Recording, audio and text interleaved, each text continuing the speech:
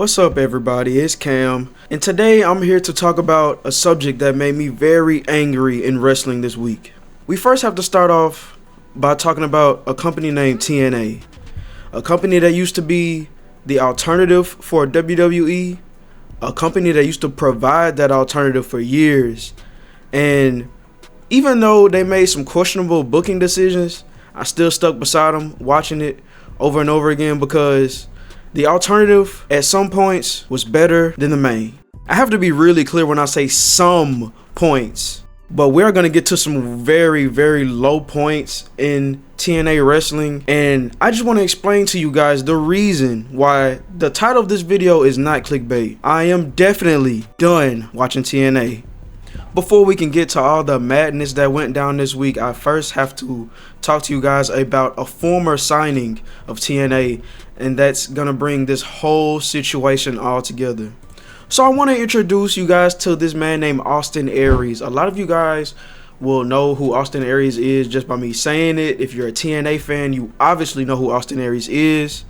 At first, he started a stint in 2004 at Ring of Honor. That same year, he would win the World Ring of Honor title from Samoa Joe. And he had on and off stints with TNA, showing up but being in small roles like the Paparazzi Project or whatever it's called. The official run I'm trying to get to happened in 2011. Because all of those other runs that happened prior to 2011, he was suspended over and over again for different situations that I'm not even going to get into in this video. So in 2011, Austin Aries would start a run where he would win a contract from a X Division tournament. He then went on to become the X Division champion at No Surrender in 2011 that same year. Throughout his X Division run, let me tell you guys, it was amazing. He fought the likes of Samoa Joe, who he did beat for the Ring of Honor World title when he was in Ring of Honor. He fought Kid Cash. He fought Chris Sabin. And he had a 301-day reign, as far as Wikipedia says. You guys let me know. You guys might know more than me. But this last week on TNA, they have been advertising that his reign was 298 days. Instead of 301. You guys let me know what you think about that. But back to the subject of Austin Aries. At the end of this 300-day reign, he would cash in his X Division title as a option C for the TNA World Heavyweight title. This was the first time anyone has ever done anything of the sort. Hulk Hogan, being the general manager or commissioner or whatever he was at the time, told him that if he wanted to cash in and get the World Heavyweight title, that he had to give up his X Division title, and that is what Austin Aries did, because the point of him even coming to Hulk Hogan with the information is because he had exhausted all of his efforts. He had beaten everybody in the X Division. Austin Aries even agreed to the fact that X Division champions before Destination X every year would have this option C option. Like every other X Division champion after that for like the longest would have the option C, and they would definitely use it.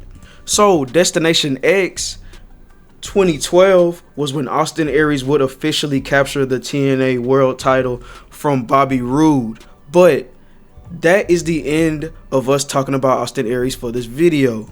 The next person we have to get into for this video is Leon Slater, one of my favorite current wrestlers right now, and we will get into what's made him the strong wrestler he is today.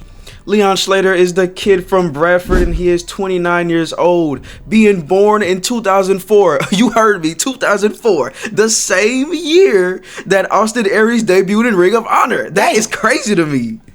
Just like one of his X Division title defense members, he started wrestling at a very young age, but he ended up debuting in wrestling in 2022.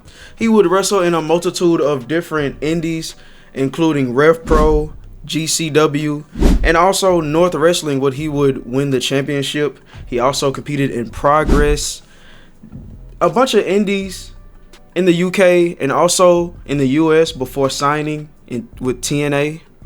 This man would sign with TNA and almost instantly win the X Division title. So this title reign was stellar, other than the matches being so spaced out that you couldn't really follow it, if you ask me.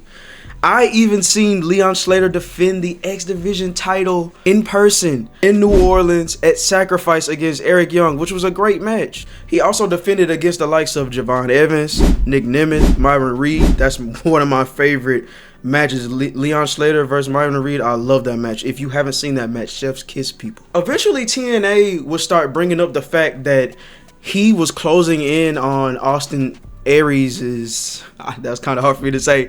Austin Aries' TNA X Division title record. And a lot of people just had the assumption in their head that he would definitely beat Austin Aries' record. From the stuff I told you guys before, where he had several suspensions and lots of bad attitude reports, and the way he left TNA, if you guys know, from no selling a move from John Morrison or whatever the hell nickname he had at the time.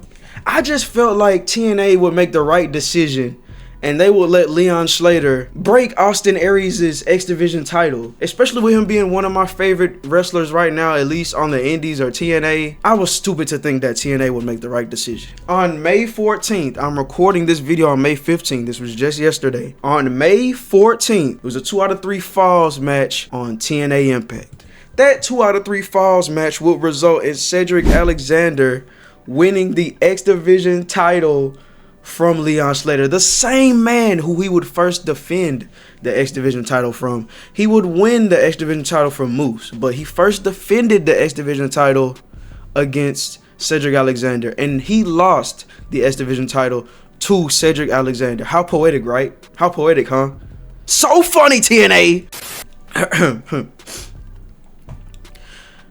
Sorry guys, I kind of lost my cool for a second, but yeah, you can tell that I feel very strongly about this. I feel like this was the wrong decision, but I will also give maybe some reasons why I feel like they went in this direction. For one, I'm gonna say the poetic nature of it. Just Cedric Alexander being his first defense and being the guy to take the title off of him, you can say that it's kind of a poetic nature to it, I guess. And you can also say that this situation could make Cedric Alexander a much bigger heel in the system, which is a terrible heel faction. I'm trying to keep my head right now, but TNA is making a lot of terrible booking decisions, and I just hate it for the company because I've been watching TNA since I was a lad, a young jit, and I just want to see them do better. My last point for maybe the reason why Leon Slater has lost his X Division title is because maybe he's going somewhere else. I mean, he's competed in WWE multiple times, tagging with Leon Slater at Saturday Night's Main Event, and we don't really know what the future could hold for him. I haven't heard any contract talks, but that's the only other ways I can rationalize this in my brain, people. That's about all I have for this video, y'all. I don't want to make it too long. This is my first time actually making a commentary kind of video where I just talk and I have stuff playing on the screen. But you guys let me know if you're feeling the format of this video. Let me know if it's things that I can tweak.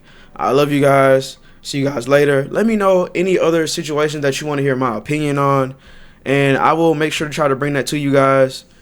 Hit that like button. Hit that subscribe button if you're not subscribed yet. I love you guys. Peace.